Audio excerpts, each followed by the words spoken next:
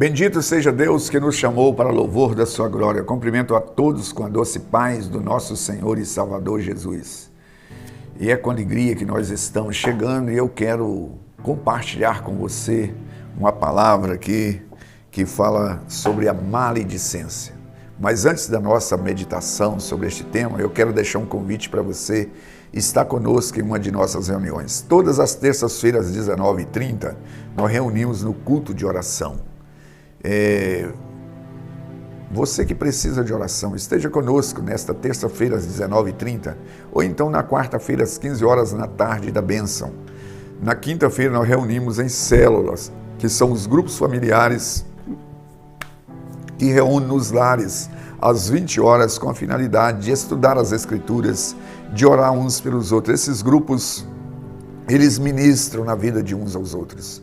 Caso você queira receber o apoio de oração de um desses grupos, entre em contato conosco. Nosso telefone é 3321-5161.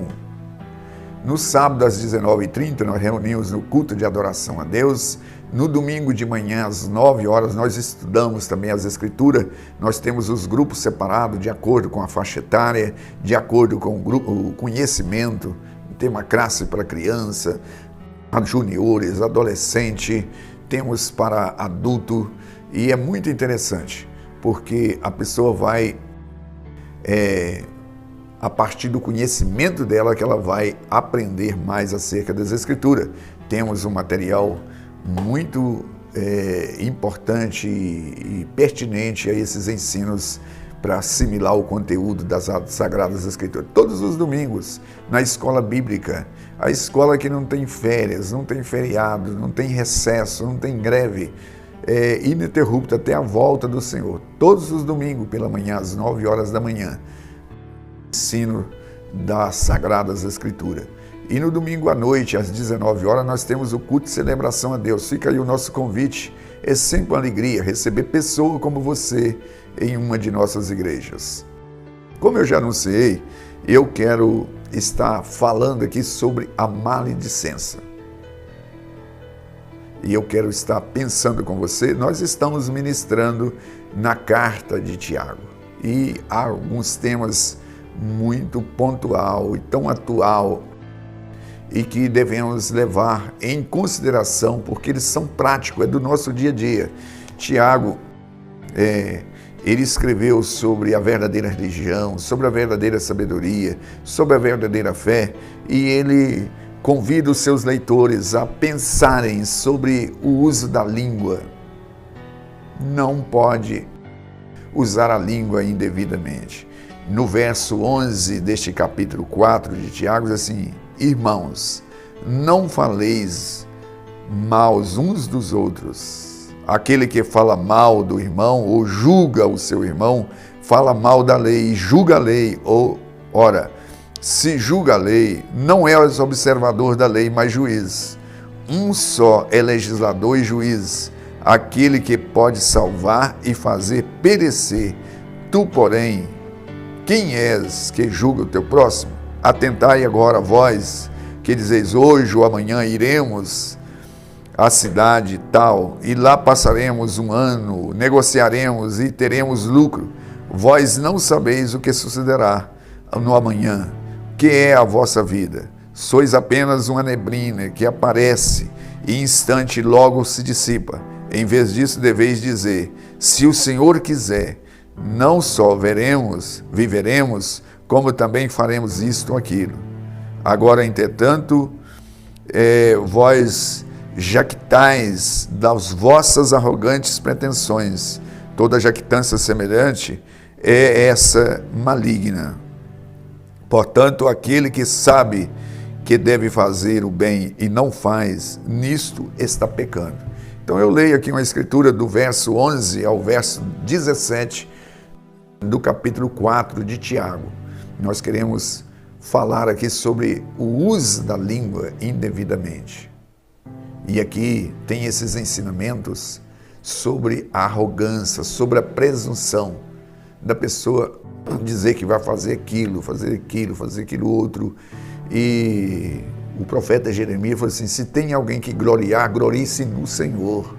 Não glorie o rico na sua riqueza, não glorie o sábio na sua sabedoria, mas se tiver que gloriar, glorie-se na graça, no poder, na força do Senhor. Tiago, ele escreve isso aqui, dizendo aos seus leitores: vocês não devem ficar falando mal uns dos outros e nem gabando dos seus feitos ou então dos seus projetos. Isso aqui trata-se do uso da língua de maneira conveniente. Não devemos, em hipótese alguma, usar a nossa língua ou apresentar em ostentação para inibir ou coibir ou intimidar ou humilhar as pessoas que estão à nossa volta. Então, no verso 11, assim: irmãos, não faleis mal uns dos outros. Aquele que fala mal do irmão ou julga o seu irmão, ele fala mal da lei e julga a lei. Ora, se julgas a lei, não és observador da lei, mas juiz.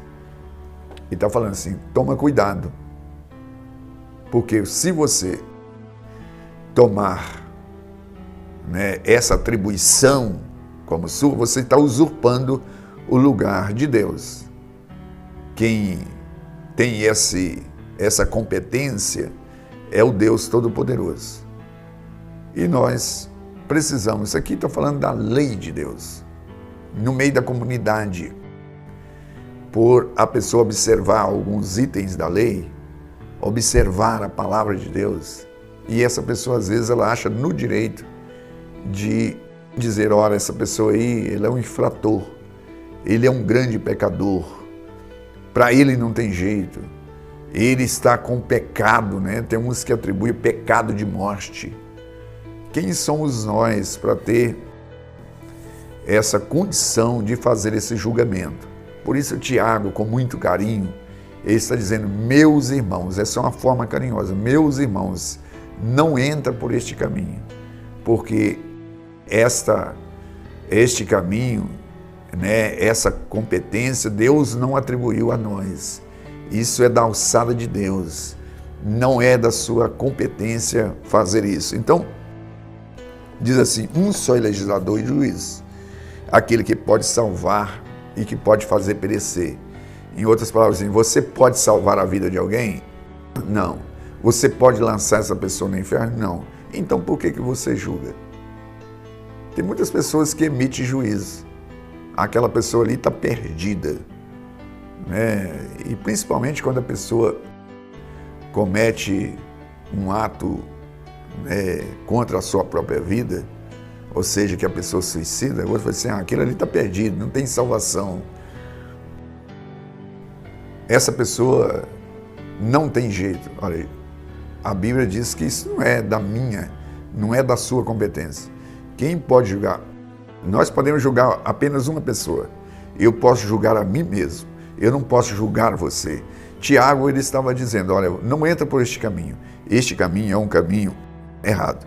Diz assim: atendei agora vós e dizeis: hoje ou amanhã iremos para a cidade tal, e lá passaremos um ano, e negociaremos e teremos lucro.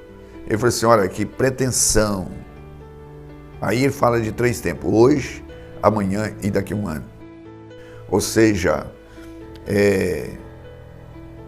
o planejamento imediato,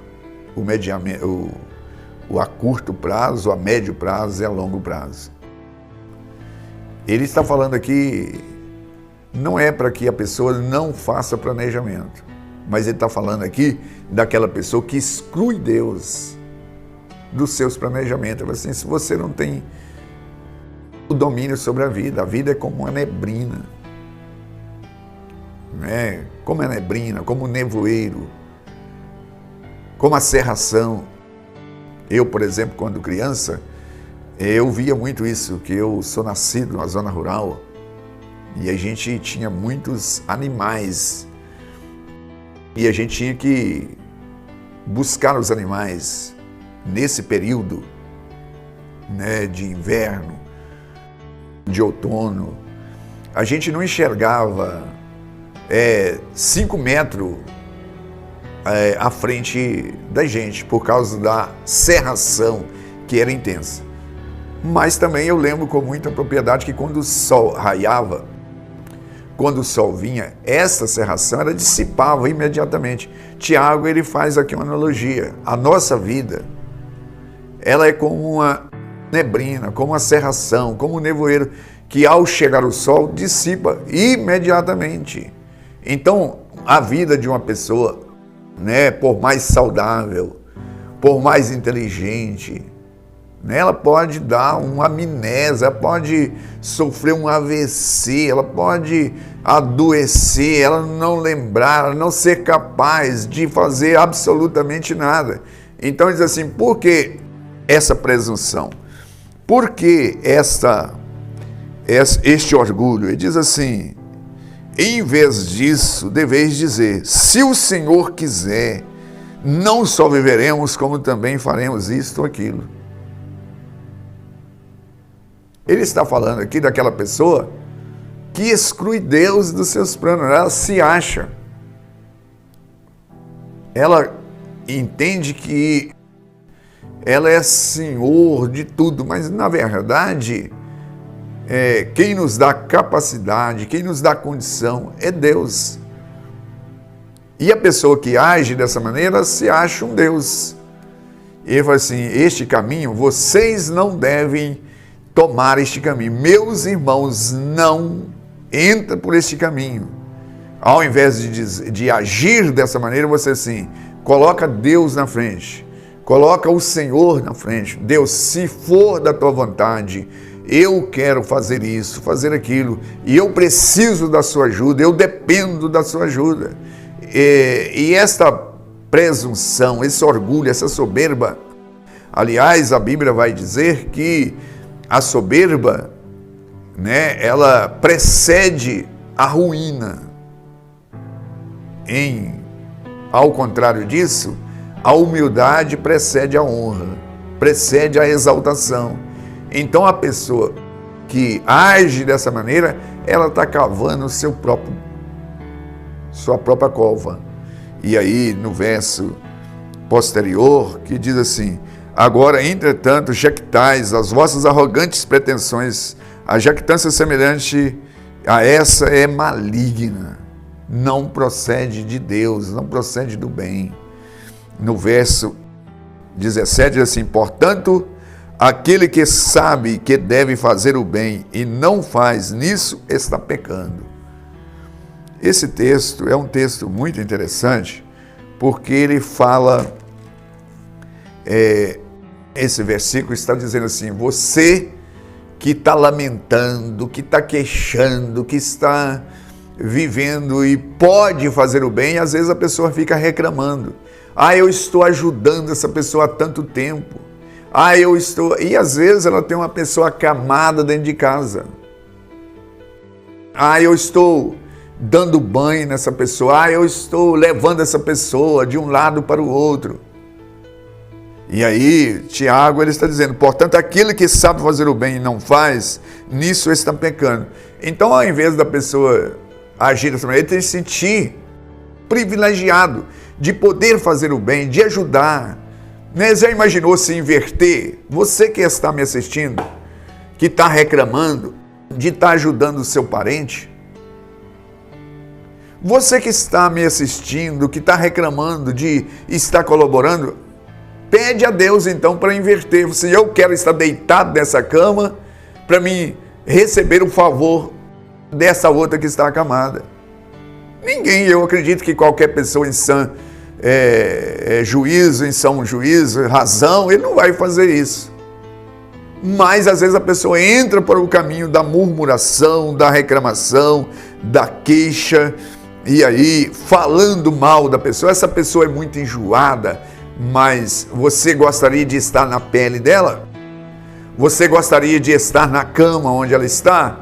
Você gostaria, né? Outras pessoas também, ela reclama assim, essa pessoa, ela não entende nada, eu tenho que ficar explicando para ela.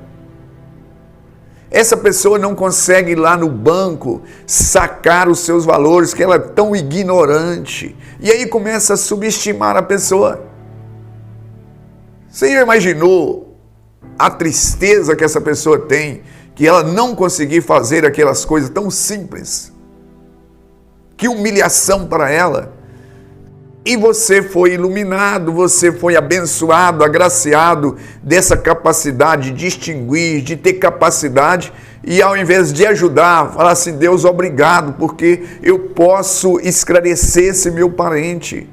Eu posso ajudar. Quem sabe você tem uma pessoa drogada na sua casa, uma pessoa que vive, né? É digna de pena e você fica revoltado. Tiago está escrevendo isso: olha, se você realmente é espiritual, se você não fica difamando, você deve fazer e ser grato a Deus. O bem que você poderia fazer e não faz, nisso é pecado. Você poderia ajudar, você poderia esclarecer. Já imaginou uma pessoa que não sabe ler? Você ter que ler as coisas para ela, dar o medicamento que ela não sabe ler, e aí você fica reclamando. Graças a Deus que você está saudável e pode fazer isso por ela. Eu acredito que você não teria coragem de dirigir a Deus a oração: Senhor, eu quero que o Senhor inverta, né, essa condição. Eu quero estar no lugar dessa pessoa que não consigo sacar o meu dinheiro lá no banco, não consigo fazer essas coisas. Eu quero inverter, que agora eu quero depender dela para mostrar para ela. Nenhum de nós faremos. É melhor servir. Então, Tiago está dizendo: portanto, aquele que sabe fazer o bem e não faz, nisso está pecando. Se você está omitindo, se você não está ajudando essa pessoa que busca você, que ela acredita que você pode ajudar, busca você com regularidade, você está queixando, reclamando, falando mal, você está pecando. Ah, mas essa pessoa é um parasita, essa pessoa é um sanguessuga. Seja lá o que for, mas você pode ajudar. E graças a Deus que você tem uma visão diferente da vida e não vai fazer disso nos outros também. E eu deixo essa palavra para a nossa meditação. Nós precisamos sempre rever e olhar para nós, como nós temos agido. Será que nós temos falado mal uns dos outros? E nós estamos julgando a lei, usurpando o lugar de Deus. Deus não quer isso para mim nem para você. Pai Celeste, eu me dirijo a Ti em oração nesse instante. Dá-nos, ó Deus, graça, capacidade para lidar com estas situações de maneira tal que nós possamos, Senhor, ser grato a Ti pelas dádivas do Senhor, e nos dê força para abençoar aqueles que estão à nossa volta, em o nome de Jesus. Graças a Deus. Graças a Deus. Estamos chegando ao final de mais um programa. Eu aguardo você no próximo. Igreja Batista Renascer, uma mensagem de vida.